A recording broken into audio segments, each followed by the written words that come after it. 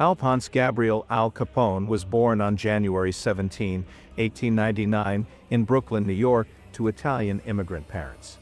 His father was a barber, his mother a seamstress, and the family lived in a poor but hard-working neighborhood.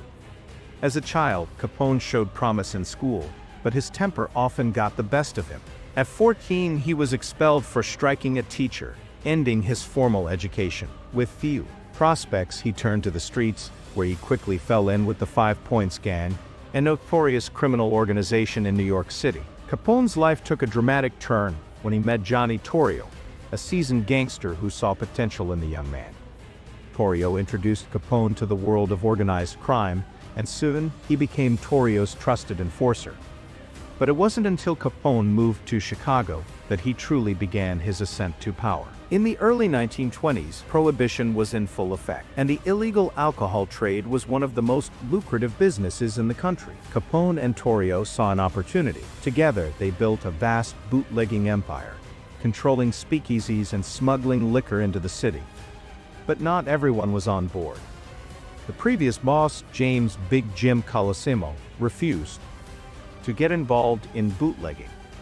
In 1920, he was assassinated, clearing the way for Torrio and Capone to expand their operations.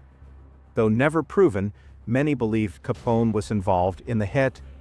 By 1925, after surviving an assassination attempt, Torrio decided to retire, leaving Capone in charge of the Chicago outfit. At just 26 years old, Capone controlled a multi-million-dollar criminal empire. His influence stretched across Chicago, from the politicians in City Hall to the police on the streets. He used bribes, threats, and violence to maintain control. But unlike other criminals, Capone also had a softer public image. He donated to charities, funded soup kitchens during the Great Depression, and was seen by some as a Robin Hood figure. But beneath the charm was a ruthless man who wouldn't hesitate to kill his enemies. As Capone's power grew, so did the violence. Rival gangs fought for control, and the streets of Chicago became a war zone. The most infamous event of this bloody era was the St. Valentine's Day Massacre.